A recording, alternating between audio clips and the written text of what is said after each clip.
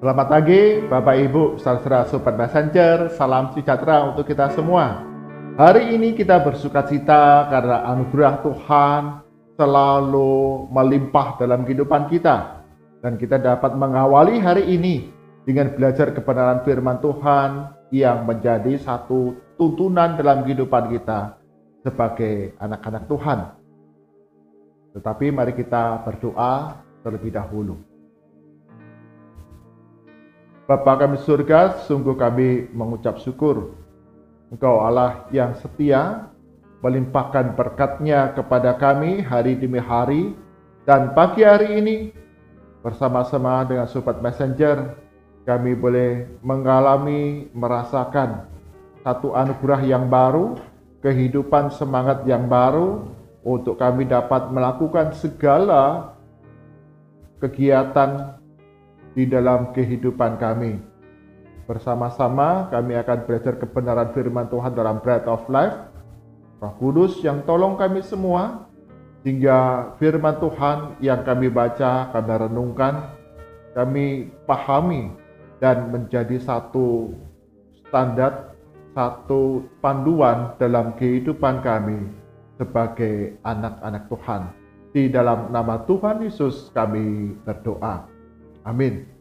Bapak Ibu, saudara-saudara, Sobat Messenger, bagian firman Tuhan yang menjadi perenungan kita pada pagi hari ini diambil dari kitab Injil Markus.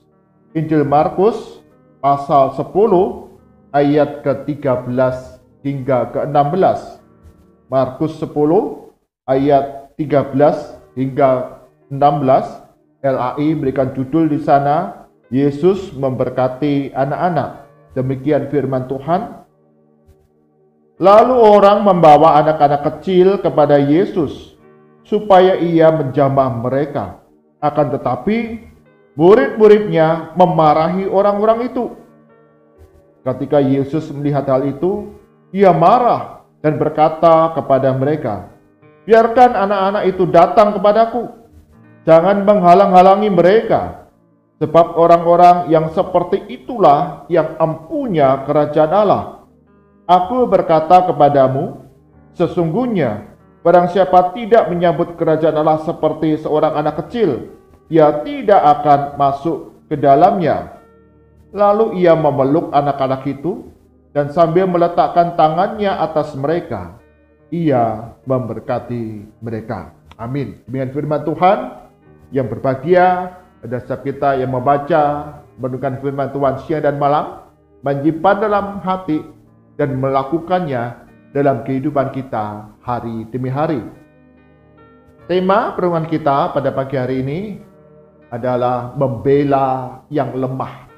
Membela yang lemah. Seorang remaja putri, Kathleen Parker, dia baru saja pindah ke kota yang baru. Dia pindah ke sekolah yang baru. Belum lama dia tinggal di kota yang baru, dia bersekolah di tempat yang baru. Kathleen Parker menjadi panik ketika seorang guru bahasa memintanya untuk maju ke depan untuk menguraikan sebuah kalimat.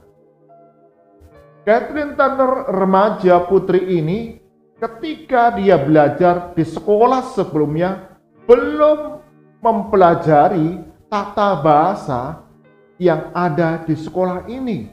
Dia belum mengerti, dia belum diajarkan. Dan terlebih lagi, dia memiliki logat yang masih kental dari daerah desanya.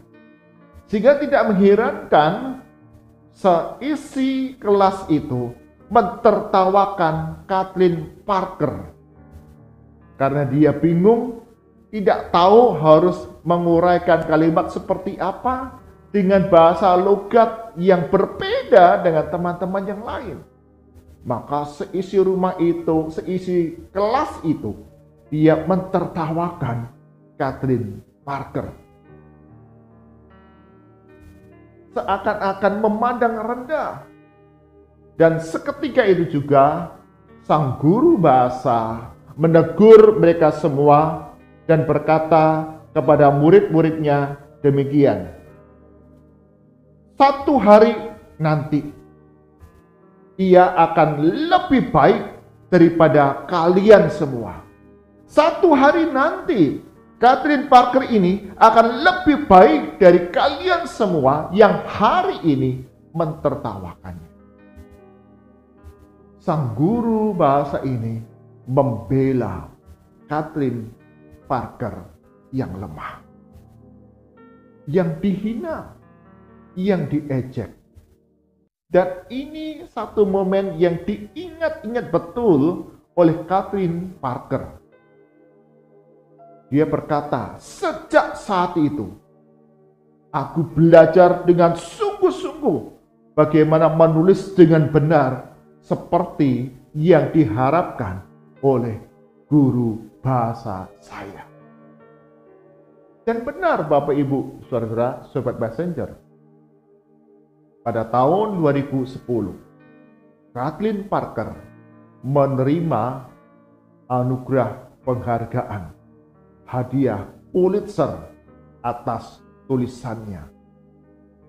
Bagaimana dia memaparkan ide-ide, gagasan-gagasan bagi kehidupan umat manusia. Dengan baik, dengan jelas, yang menginspirasi banyak orang hidup lebih baik. Karena ada seorang guru yang berani membela yang lemah. Bapak Ibu, Saudara, Sobat Messenger, seperti juga sang guru bahasa dari Kathryn Parker, Yesus Kristus, ketika dia melihat bahwa murid-muridnya menghalang-halangi untuk anak-anak datang kepadanya, Yesus menjadi marah. Pada masa itu, anak-anak adalah satu pribadi yang lemah, yang tidak dianggap. Bahkan ketika sebuah keluarga itu punya hutang, sang ayah punya hutang, maka anak itu dapat dijual, diserahkan untuk membayar hutang-hutang. Selayaknya seperti sebuah barang yang lemah, yang tidak dihargai. Maka ketika ada orang banyak kemudian mendorong anak-anak mereka untuk datang kepada Yesus untuk diberkati, para murid menjadi marah dan menghalang-halangi mereka. Pribadi yang lemah, yang tidak dianggap sebagai pribadi yang berharga di mata Tuhan. Ketika Yesus melihat itu, Yesus membela yang lemah. Marah kepada murid-muridnya karena menghalang-halangi anak-anak datang kepada dia. Yesus menerima anak-anak itu datang kepadanya. Bahkan bukan itu saja. Yesus pun menegaskan, ketika engkau menerima kerajaan Allah seperti seorang anak-anak yang datang kepadaku hari ini, engkau adalah satu pribadi yang benar di hadapan Tuhan. Yesus kemudian merangkul, menyambut anak-anak ini, meletakkan tangan atasnya, dan memberkati anak-anaknya. Yesus membela yang lemah. Bahkan Yesus menggunakan etnis yang dipandang hina dan rendah seperti orang Samaria sebagai seorang pahlawan di dalam pengajarannya, di dalam perumpamaannya. Orang Samaria orang yang dibenci, yang direndahkan dan dihina. Tetapi Yesus menjangkau etnis yang dihina, dipandang rendah ini. Orang Samaria dijadikan seorang pahlawan di dalam pengajarannya. Yesus juga kemudian menawarkan pengharapan yang sejati kepada seorang wanita Samaria di tepi sumur Yakub, yang dianggap wanita yang berdosa, wanita yang tidak benar. Tetapi Yesus menawarkan pengharapan yang sejati kepadanya. Yang lemah, tapi Yesus peduli dan mengangkatnya. Kita juga tentu ingat bagaimana Yesus melindungi, mengampuni seorang perempuan yang kedapatan berzina yang dibawa ke hadapan Yesus. Yesus tidak seperti orang-orang yang lain kemudian menghakimi dan menjatuhkan hukuman. Tetapi Yesus sekali lagi membela yang lemah dengan mengampuni perempuan yang berzina ini, melindungi, dan kemudian memberikan satu kehidupan yang baru. Pulanglah, pergilah, dan jangan berbuat dosa lagi. Ada kesempatan yang diberikan bagi perempuan yang berzina ini untuk dipulihkan, untuk disembuhkan, dan hidup benar. Dalam kitab Injil tentu kita melihat bagaimana Yesus melayani orang-orang yang sakit, mereka yang dikucilkan karena sakit penyakit mereka, orang-orang yang sakit kusta, wanita yang pendarahan. Yesus sembuhkan dan pulihkan mereka yang lemah, yang hina. Bahkan Yesus memberikan nyawanya bagi kita, orang-orang yang berdosa, orang-orang yang durhaka, orang-orang yang menjadi seteru Allah. Karena kasih-Nya yang besar bagi kita. Bapak, Ibu, saudara, sobat passenger, dengan membela mereka yang lemah, kita memberikan satu kesempatan bagi mereka untuk menyadari akan segala kekurangan, menyadari akan segala kelemahan, dan mengingatkan kepada mereka akan kasih Kristus. Mereka adalah pribadi yang berharga di mata Tuhan, dan mengembangkan potensi yang mereka miliki. Tidak menjadi terpuruk, tidak menjadi putus asa, bahkan kemudian meninggalkan kehidupan ini, tetapi berani menghadapi hari-hari ke depan. Karena ada pribadi-pribadi seperti kita, orang-orang yang sudah diselamatkan oleh kasih karena Yesus Kristus. Kita menunjukkan kasih kita untuk mereka yang lemah, membela yang lemah, yang hina, sehingga mereka boleh melihat, oh, aku adalah sungguh pribadi yang berharga di mata Tuhan. Ada orang-orang yang mengasihi diriku. Aku tidak boleh putus asa, tetapi melangkah ke hari depan dengan kekuatan dari Tuhan, dengan hidup yang lebih baik, yang lebih benar di dalam kehidupan kita. Satu kali ada seorang pengusaha, ketika dia akan pulang dari kantor, ketika ada perjalanan menuju ke mobil, ada seorang pengemis yang kemudian datang kepadanya untuk meminta uang, meminta makan kepada pengusaha muda. Maka kemudian pengusaha ini mengeluarkan uangnya, dia tunjukkan kepada pengemis itu dan mengatakan demikian, bersihkan mobilku terlebih dahulu, maka engkau akan mendapatkan uangnya. Yang datang ada 2 orang pengemis. Pengemis yang satu ketika dia mendengar pesan bos ini, bersihkan mobilku dulu, baru kau dapat uang ini. Maka pengemis yang pertama, dia berkata, aku tuh mau minta uang supaya bisa makan, kenapa disuruh bersihin dulu? Dia menjadi marah dan tinggalkan. Dalam kondisi yang masih lapar, bahkan marah-marah lagi. Tapi pengemis yang kedua, ketika dia melihat apa yang dikatakan oleh pengusaha muda ini, kemudian dengan segera dia berkata, oke, aku akan bersihkan mobilmu. Maka dia datang ke satpam kantor untuk meminjam kain untuk membersihkan mobil pengusaha muda ini.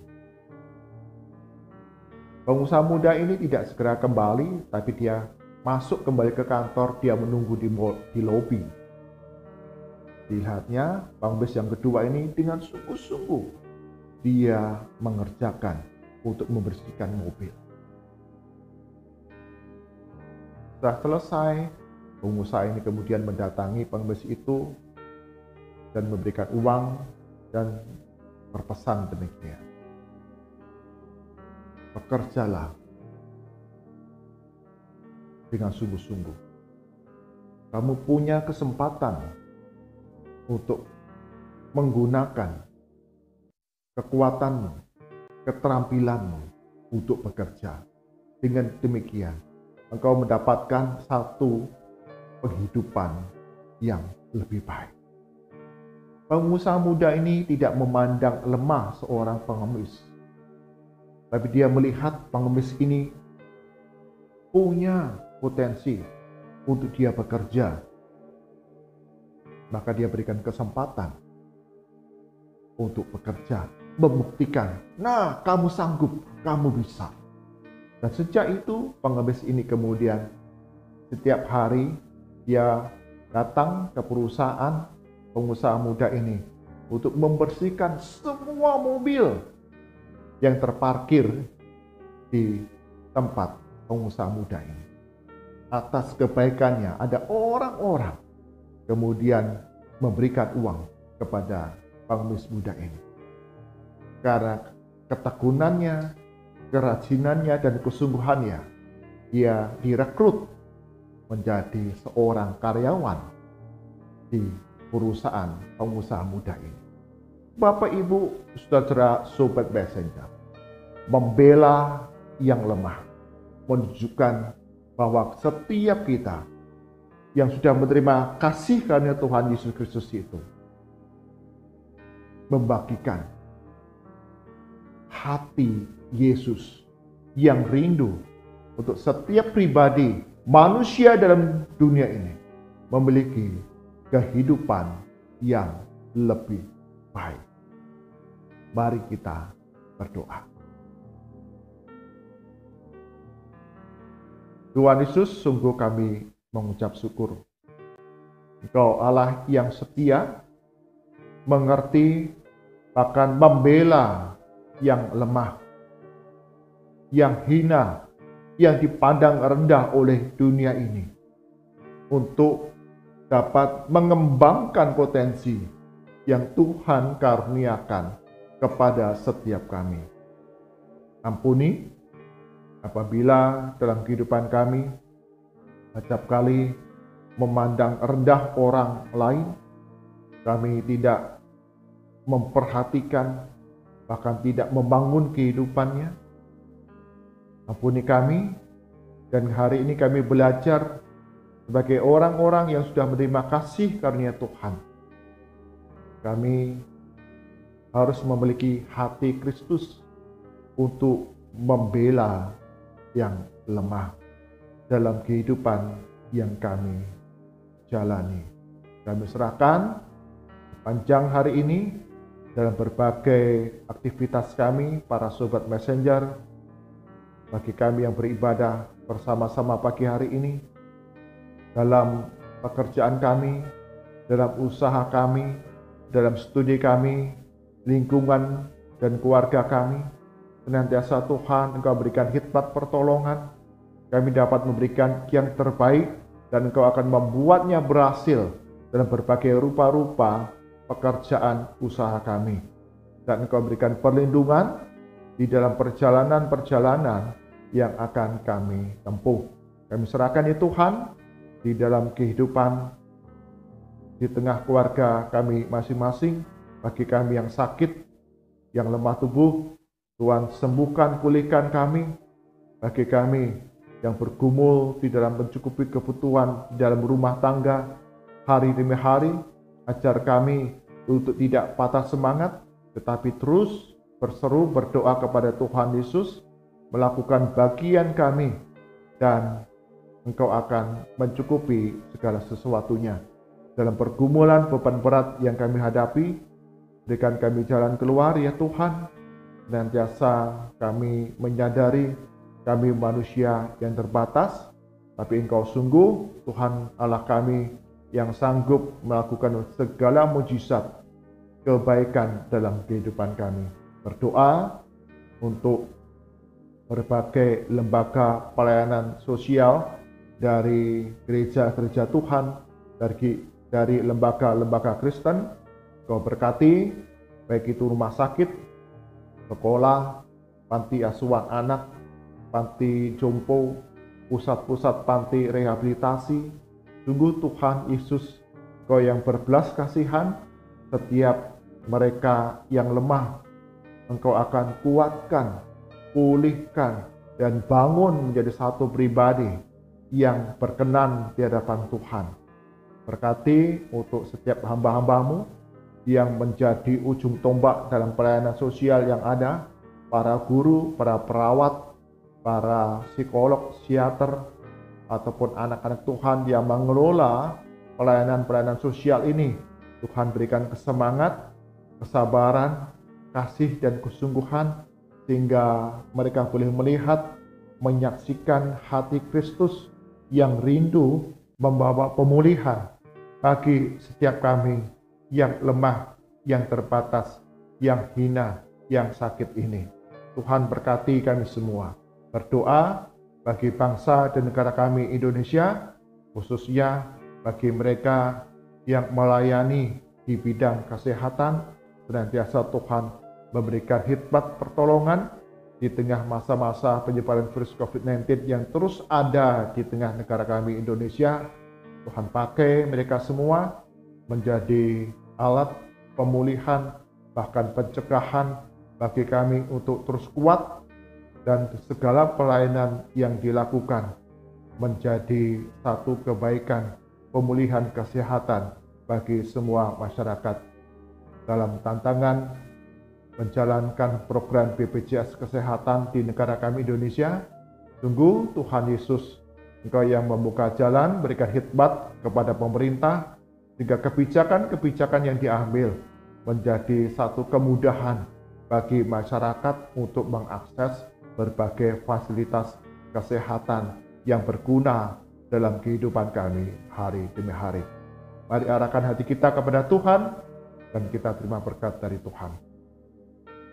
Kasih karunia, hikmat, dan damai sejahtera dari Tuhan kita Yesus Kristus, pemeliharaan yang sempurna dari Allah Bapa, serta persekutuan penghiburan kekuatan dari Roh Kudus senantiasa hadir dalam kehidupan kita hari demi hari, menjadi satu kekuatan untuk hidup sebagai anak-anak Tuhan yang membela yang lemah, membela yang terbatas untuk dipulihkan, karena kita hidup untuk diberkati, untuk menjadi berkat bagi banyak orang dari sekarang sampai selama-lamanya. Amin. Bapak, Ibu, saudara, sobat messenger, ketika kita menunjukkan kasih Kristus dengan membela mereka yang lemah, maka kita dapat menyaksikan kepada banyak orang, boleh melihat hati Kristus yang kita bagikan, sehingga mereka boleh dipulihkan, dibangun, menjadi pribadi yang hidupnya memperkenankan hati Tuhan. Tuhan Yesus berkati kita semua. Amin.